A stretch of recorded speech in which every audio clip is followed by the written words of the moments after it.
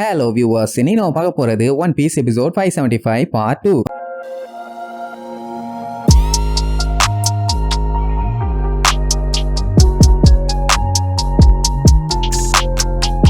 Open பண்ணா போன பாட்டுல லில்லின்னு ஒருத்திய மீட் பண்ணாங்கல்ல, அவ ஐயோ நான் டைம் வேஸ்ட் பண்ணிட்டேனே, எங்க அப்பாவை நான் காப்பாத்தணுமே அப்படி இப்படின்னு தொண்டையிலேயே கத்திட்டு கிடப்பா. ஏமா என்னாச்சு, பாடியை விட மண்டை பெருசா இருக்குது, ஏதாச்சும் பிரச்சனையானு கேட்டா நான் எல்லாத்தையுமே கோட்டை விட்டுட்டேன், கஷ்டப்பட்டு நஷ்டப்பட்டு குஷ்டப்பட்டு நேவி போட்டு வார்ஷிப்னு எல்லாத்துலயும் மாறி மாறி இவ்வளவு தூரம் வந்தேன், ஆனா இப்ப எல்லாமே வீணா போச்சேன்னு தலையா முட்டிட்டு எங்க அப்பாவை நான் கோட்டை விட்டுட்டேன்னு தேம்பி அழுவாளா. உங்க அப்பாவுக்காண்டியா வெயிட் பண்ணிட்டு இருக்கேன், அவர் யாரு என்னன்னு விசாரிப்பானுங்க. உடனே சந்தோஷமா சொல்லுவான், என் டேடி இந்த நியூ வேர்ல்டுல ஒரு கிரேட்டஸ்ட் பைரட் செஃப் அப்படின்னு. சஞ்சி ஆச்சரியமாயிருவான், எது பைரட் செஃப்பா யாருன்னு கேட்டா பான்ஸ் ஃப்ரை. இந்த பேரை நம்ம சஞ்சி ஆல்ரெடி கேள்விப்பட்டிருக்கான். அவன் ரொம்ப ஃபேமஸான ஆளு, அது மட்டும் இல்லாம வேல்கனோ குக்கிங் எல்லாம் பண்ணுவான். அது டேஸ்டா இருக்குமான்னு நம்மளால கேட்டவனே ஐயோ அதோட டேஸ்ட் அப்படியே அள்ளும். யோசிச்சு பார்க்கும் போதே என்னால அதை ஃபீல் பண்ண முடியுதும்பா. இவளோட ஃபேவரட்டான ஃபுட்டோட பேரு சுரஸ்கோ சி மான்ஸ்டர். அந்த மான்ஸ்டரோட கறியை வல்கனோஸ்க்கு பக்கத்துல மட்டும் வளர்ற ரேரான ஹெர்ப்ஸை யூஸ் பண்ணி பல மில்லியன் இயர் பழைய சால்ட்டையும் பல ஐட்டங்களையும் அது கூட சேர்த்தி அப்படியே அதை வல்கனோக்குள்ள முக்கி எடுப்பான். சூப்பரா வந்து இருக்கும். அதை சாப்பிடும் போதே அதோட டேஸ்ட் சும்மா அள்ளும். உடனே லூஃபிக்கு இங்க தாங்க முடியல,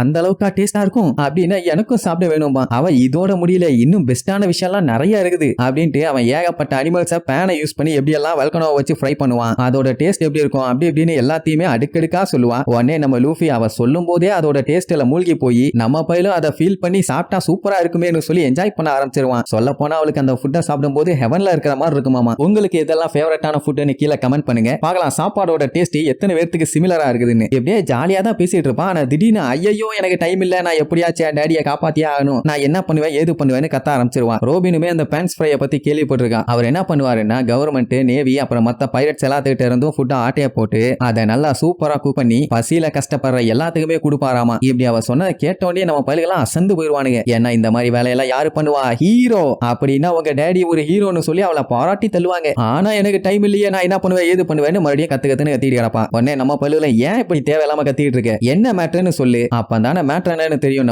சரி ஓகேன்னு அவளும் எல்லா விஷயத்தையும் சொல்லுவா. ஆக்சுவலா இவளும் இவங்க அப்பாவும் ரொம்ப காலங்களா அப்படியே பைரட்டா சுத்திட்டு இருந்திருக்காங்க. ஆனா 2 வாரத்துக்கு முன்னாடி அவங்க அப்பா சடனா காணாம போயிட்டாரு. என்ன ஏதுன்னு விசாரிக்கும் போது தான் மேட்டரே தெரிஞ்சிருக்கு, அவங்க அப்பாவை நேவி ஆளுக்கு தூக்கிட்டு போயிருக்காங்கன்னு. இவன் என்ன பண்ணிருக்கா, இவளோட மினி பவரை யூஸ் பண்ணி ஒவ்வொரு ஐலாண்டா போய் அவங்க அப்பாவை தேடிட்டே இருந்திருக்கா. அப்பதான் ஒரு நியூஸ் பேப்பர்ல படிச்சிருப்பா, இந்த மாதிரி அவரை இம்பல் டவுனுக்கு கூட்டிட்டு போறாங்கன்னு. அந்த இடத்த பத்தி தான் நம்ம பையலுக்கு நல்லா தெரியுமே. அவர் ஒரு ஹீரோவாச்சே, அவரையா கூட்டு போறாங்கன்னு கேட்டா அவரோட பெரி பவுண்டி 320 மில்லியன். 300க்கு மேலன்னா சாதாரண ஆளே கிடையாது. அது ஏன் அப்படின்னா அவரு கவர்மெண்ட் நேவின்னு யாரையும் கண்டுக்க மாட்டாரு. போனாருன்னா அவங்க கிட்ட இருந்து ஃபுட் எல்லாத்தையும் ஆட்டையை போட்டு வந்துகிட்டே இருப்பாரு. அதனாலதான் அவரோட பவுண்டி இந்த அளவுக்கு மேல ஏறி இருக்குது. இப்ப அவரை காப்பாத்துறதுக்காக தான் அவ இவ்வளவு தூரம் கஷ்டப்பட்டு வந்தான். ஆனா அவ வந்த கப்பல் வெதரால கண்ணா பின்னான்னு கண்டமாயிருச்சு. ஏன்னா இந்த இடத்துலதான் வெதர் கொடூரமா இருக்குது. சோ ஒரு கண்ணாடி பட்டல்ல ஏறி உட்காந்துக்கிட்டு என்ன பண்றதுன்னு தெரியாம முழிச்சிட்டு இருந்தா. அந்த டைம்ல தான் கரெக்டா நம்மாலே வந்து கப்பலை ஏறிட்டா. இந்த கதையை கேட்ட உடனே பிராங்கி எல்லாம் தேம்பி அழுவான். எவ்வளவு நல்ல ஃபாதர், அந்த நல்ல ஃபாதருக்கு ஏத்த நல்ல பொண்ணு, ஐயோ பாவம்னு. இப்ப என்ன பஞ்சாயத்துனா இம்பல் டவுன்ல கருணைங்கிறதுக்கு இடமே இல்ல. லூஃபி எல்லாம் அங்க போயிட்டு சாகர நிலைமையில திரும்பி வந்தானே, அங்க போய் எல்லாம் காப்பாத்த முடியாதுன்னு சொல்லுவான். ஆனா அவ அங்க போறதுக்கெல்லாம் பிளான் பண்ணல. என்னன்னா அவ வார்ஷிப்ல மறைஞ்சிருக்கும் போது இவங்க அப்பாவை பத்தி அவனுக்கு பேசியிருக்கானுங்க. என்னன்னா இவங்க அப்பாவை இந்த ஏரியா வழியா தான் கூட்டு போறாங்க.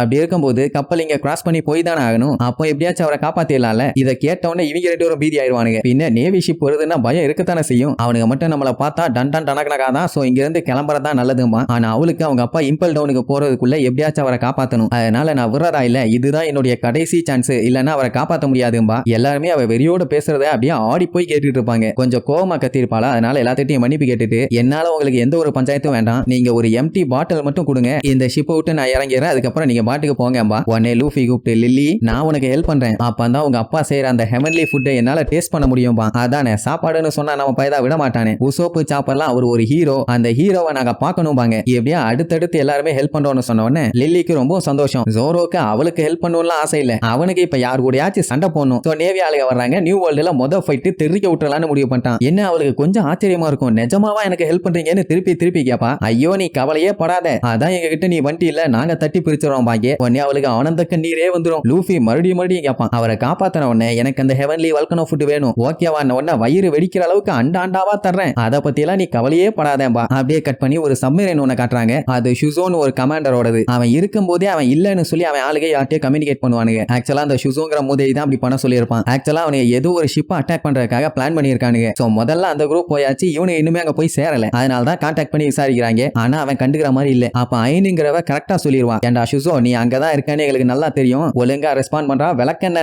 வாங்கி பேசுவான். நாங்க அந்த மௌபிகும் ஒரு சீக்கு தான் வந்துட்டு இருக்கோம், இன்னும் கொஞ்ச நேரத்துல வந்துருவோம்பா. எந்த இடம்னு தெரியுதா? இப்ப நம்ம ஆளு இருக்கா இல்லையா, அங்கதான். அவ திட்டுவா, எதுக்குடா லேட் பண்ணிட்டு இருக்க கொய்யால, இந்த பிளானோட முக்கியத்துவம் உனக்கு நல்லா தெரியும்ல, தேவையில்லாம டைம் வேஸ்ட் பண்ணாத, சீக்கிரமா வந்து தொலைம்பா. தெரியுது தெரியுது, வந்து தொலைறேம்மா. அதுக்கப்புறம் இவங்க பேசுறதா முக்கியமான மேட்ரு என்னன்னா, இவங்க யாரை இப்ப தேடி போயிருக்காங்கன்னா அந்த பேன்ஸ் ஃப்ரையா தான். ஏன்னா அவன் அந்த ஏரியா வழியா தானே இம்பல் டவுனுக்கு கூட்டு போறாங்க. அதுக்கு முன்னாடியே அவனை தடுத்து புடிச்சு காலி பண்ணணும் தான் இவங்க பிளான். ஏன்னா இம்பல் டவுன்ல அவன் உயிரோட வாழக்கூடாதாமா. இந்த நியூ வேர்ல்டுல இருக்க பைரட்ஸ் எல்லாத்தையுமே நான் அழிப்பேன், அதுதான் இந்த நியோ நேவிக்கு ரொம்ப ரொம்ப முக்கியம்னு வேற சொல்லுவான். அப்படின்னா இவனும் நேவி ஆள் தான், ஆனா பைரட் மாதிரி இருக்கான். என்ன கொஞ்சம் கொடூரமான நேவி ஆளா இருப்பான் போல. அண்ட் இவங்க பிளான்ல அந்த சாதாரண நேவி ஆளுங்க உள்ள வரக்கூடாதாமா. அதனால சட்டு புட்டு நீங்க வந்து தொலைடா பண்ணி போயலாம்பா. அவன் என்ன சொல்லுவானா, இப்ப இவங்க ஏதாச்சும் இடையில போய் பஞ்சாயத்து பண்ணாங்கன்னா நேவி ஆளுகளுக்குள்ளேயே ஒரு சின்ன கிளாஷ் ஆகும். அதனால அந்த பைரட்டோட சேர்த்து அவங்களையும் போட்டு தள்ளிட்டா எவிடன்ஸே இருக்காதுல்ல. இந்த மாதிரி ஒரு பெரிய சம்பவத்தை பண்ணி நான் உன்னை விட ஒரு பெஸ்டான ரைட் ஹேண்டா இருப்பேன்னு சொல்லி அவனுக்கு நான் ப்ரூவ் பண்ணுவேன்பா. எவன்னு தெரியல, குறுக்க வேற இந்த ஆடு வேற கொய்யா மொய்யான்னு கத்திட்டு கிடக்குது. அவ தெளிவா சொல்லிடுவா, கொய்யால